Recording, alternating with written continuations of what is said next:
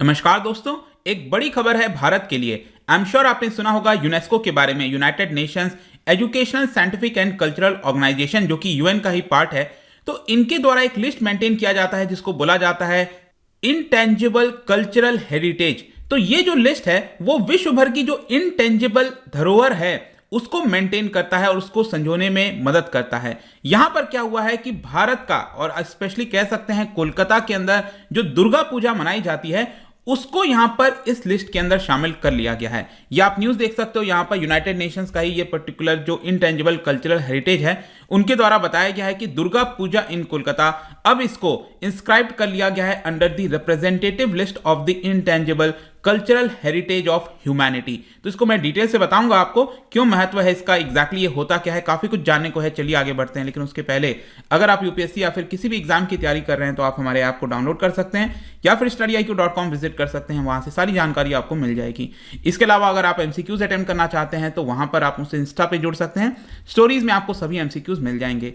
इसके अलावा अब हम देखेंगे एग्जैक्टली हो क्या रहा है। अभी जस्ट वेडनेसडे की बात है, कल की बात है, यूनेस्को के द्वारा बोला गया है कि वेस्ट बंगाल का जो दुर्गा पूजा है और काफी फेमस है, आपको पता है भारत के बहुत सारे हिस्सों में जो दुर्गा पूजा जो पंडाल वगैरह आप देखते होंगे उसको मनाया जाता है, लेकिन स्पेशली वेस्ट बंगाल का जो दुर्गा पूजा जिस जोश से मनाया जाता है उसको हेरिटेज का स्टेटस दिया गया है और इसकी वजह से जो लोग हैं वो काफी ज्यादा उत्साहित हैं। आप देख भी पाओगे यूनेस्को के द्वारा ये ट्वीट किया गया था, Durga Puja in Kolkata has just been inscribed on the intangible heritage list, congratulation India. और इसी को देखते हुए यहां पर फर्दर जो प्राइम मिनिस्टर नरेंद्र मोदी जी है उन्होंने भी इसके बारे में कांग्रेचुलेशन कहा और ये कहा कि Durga Puja highlights the best of our tradition and ethos, और कोलकाता का जो दुर्गा पूजा है it is an experience everyone must have.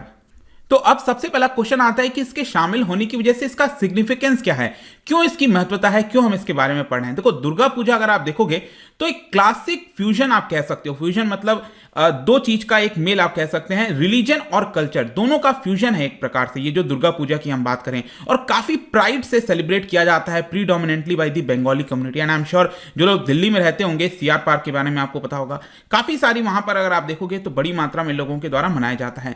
और इसकी वजह से कई बार तो लोग कहते हैं कि it is kind of emotion. मेरे जितने बंगाली फ्रेंड्स हैं काफी इंपॉर्टेंट है, लाइक जब भी दुर्गा पूजा आता है काफी उत्साहित रहते हैं उसको सेलिब्रेट करने, काइंड ऑफ इमोशन आप कह सकते हो, एक प्रकार का फेस्टिवल है। तो वैसे अगर आप देखोगे तो कोलकाता के बाहर भारत में और इसके अलावा विश्व भर के कई हिस्सों में, सिर्फ भारत में नहीं विश्व के कई हिस्सों में इसको मनाया जाता था, लेकिन ऑफिशियली जाकर अब आप कह सकते हो कि इसको जो रिकॉग्निशन मिलना चाहिए था वो मिल गया है। और इसीलिए यहां पर इंटर गवर्नमेंटल कमिटी होती है for safeguarding of the intangible cultural heritage, उन्होंने यहां पर इसको रिप्रेजेंटेटिव लिस्ट के अंदर शामिल कर लिया है। और ये आप देख सकते हो ये जो डिसीजन है वो 16th सेशन में आया था, क्योंकि ये 2004 में आपको ध्यान रखना है यूनेस्को फॉर्म हुआ था और उसके बाद से इस तरह की लिस्ट लाई जा रही थी। तो 16 सेशन हुआ था आपका और वर्चुअली हुआ था, जाहिर सी बात है यहां पर 13 दिसंबर से लेकर 18 दिसंबर ये वर्चुअली चल रहा है, उसी की वजह से यहां पर इसको दर्जा दिया गया है। और आप फर्दर देख पाएंगे जो डायरेक्टर हैं यूनेस्को न्यू दिल्ली के अंदर, उनके द्वारा बोला गया कि आई वुड लाइक टू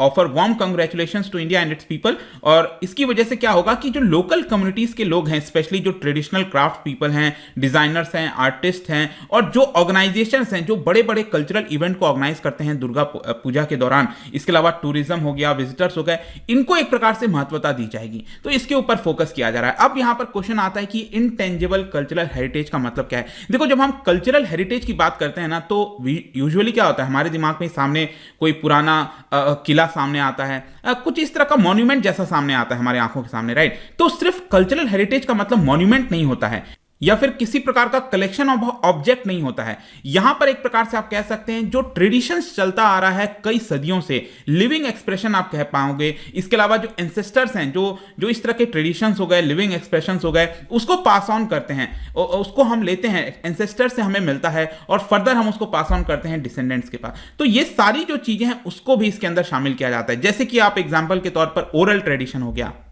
जैसे कि आपको पता होगा वैदिक चैंट्स, तो वैदिक चैंट भी यहां पर इनटेंजिबल कल्चरल हेरिटेज का पार्ट है। मैं आपको बताऊंगा भारत के कितने कितने हैं, लेकिन ओरल ट्रेडिशन है, परफॉर्मिंग आर्ट्स हो गया, सोशल प्रैक्टिसेस हो गए, रिचुअल्स हो गए। जरूरी नहीं है कि आप उसको टच करके फील कर सकते हो। यहां पर जो कल्चरल वाली चीजें होती हैं, नॉलेज है, प्रैक्टिस है, स्किल्स है प्रोड्यूस करने का, आपके में कुछ अनोखी चीजें हैं, उसको भी इनटेंजिबल कल्चरल हेरिटेज जिसको संजो के रखना चाहिए, वो यहां पर कोशिश की जाती है। उसी प्रकार से दुर्गा पूजा भी अगर आप देखोगे तो एक प्रकार का एंशिएंट फेस्टिवल है और उसको अपनी यहां पर जगह दी गई है। भारत के अंदर अभी के लिए आप देखिए तो 14 हो गए हैं टोटल जो लिस्ट है भारत के, जो यहां पर इंटेंजिबल जो चीजें हैं 14 आपको देखने को मिलेंगे और ये सभी आप देख पाओगे। वैदिक चैंटिंग सबसे पहले 2008 में इसको दिया गया था, रामलीला हो गया, कुटियाट्टम हो गया, इसके अलावा रमन हो गया जो कि एक रिलीजियस फेस्टिवल है, गढ़वाल वगैरह जगह में मनाया जाता है हिमालय के नीचे। इसके अलावा नवरोज है, मुडियट्टू हो गया, मुडियट्टू एक प्रकार का थिएटर और डांस फॉर्म है केरला के अंदर, कालबेलिया फोक सॉन्ग्स हो गया, चौ डांस हो गया आपका north east side, Buddhist chanting of Ladakh हो गया, संकीर्तना हो गया, अगेन मणिपुर का है ये काफ़ी इंपॉर्टेंट। फिर ट्रेडिशनल ब्रास एंड कॉपर जो हो गया जो बनाया जाता है पंजाब में, योगा, कुंभ मेला। तो 13 तो ये थे और लास्ट आप देख पाओगे 2017 में यहाँ पर दर्जा मिला था कुंभ मेला को। अब जाकर यहां पर करीब 4 साल के बाद आप कह सकते हो कि फर्दर एक और दुर्गा पूजा को भी इस लिस्ट के अंदर शामिल कर लिया गया है। वैसे अगर आप देखेंगे तो पूरे विश्व भर में 492 ऐसे एलिमेंट्स हैं करेंटली जो कि इस लिस्ट के अंदर शामिल हैं, and it basically includes form of expression that testify the diversity of intangible heritage. और यहां पर कोशिश ये की जाती है कि इसको शामिल करके जो इसके बारे में अवेयरनेस है उसको बढ़ाई जाए, उसकी इंपॉर्टेंस को समझाया जाए। फर्दर यहाँ पर यही कहा जाता है कि जो विजिबिलिटी है कम्युनिटीज़ की, कल्चरल प्रैक्टिसेस, नो हाउ कैसे चीज़ें होती हैं, सेफ गार्ड करना उस चीज़ को, यही यहाँ पर मेन कोशिश है इनटेंजिबल हेरिटेज का। आई होप कि ये समझ में आ गया होगा। फिर आखिरी में क्वेश्चन आता है कि दुर्गा पूजा एग्जैक्टली हो सकता है शायद और ज़्यादा इसके बारे में ना पता हो, तो एक प्रकार का एनुअल फेस्टिवल है, सितंबर और अक्टूबर के बीच में मनाया जाता है कहीं ना कहीं, और स्पेशली वेस्ट बंगाल, कोलकाता, भारत के कई हिस्सों में 10 दिन का पूरा ये वर्शिप चलता है। और आखिरी दिन आपको पता होगा दशहरा के तौर पर हम मनाते हैं। और यहाँ पर बेसिकली जो गॉडेस दुर्गा हैं उनकी वर्शिप की जाती है। जो फेमिनाइन एनर्जी है, कॉस्मोस ऑल्सो नोन एज शक्ति, उसको हम रिगार्ड देते हैं। और इसके अलावा यहाँ पर खास बात यह है कि जब ये दुर्गा पूजा आने वाला होता है उसके कुछ दिन पहले से आप देखोगे तो यहाँ पर जो क्ले मॉडल्स हैं गॉडेस के, दुर्गा माँ के, वो यहाँ पर सजाने के लिए उसमें बहुत ज़्यादा समय लगता है। लोग जाकर वहाँ पर देखते हैं, बड़े से बड़ा चीज़ें बनाई जाती हैं, पंडाल्स होते हैं, पवेलियंस होते हैं, लोग एक प्रकार से आपस में सामने आते हैं। इसके अलावा फोक म्यूजिक, कलिनरी हो गया, क्राफ्ट हो गया, परफॉर्मिंग आर्ट्स हो गए, वो सारे सेलिब्रेशन का पार्ट होता है।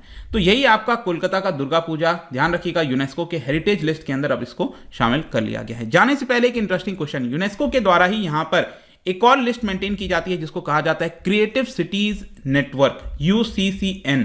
क्या बता सकते हो कि भारत के अंदर यहाँ पर जितने भी सिटीज हैं, वैसे मैं आपको बता दूं भारत के 6 सिटीज इसके अंदर शामिल हैं यूनेस्को के क्रिएटिव सिटीज नेटवर्क के अंदर।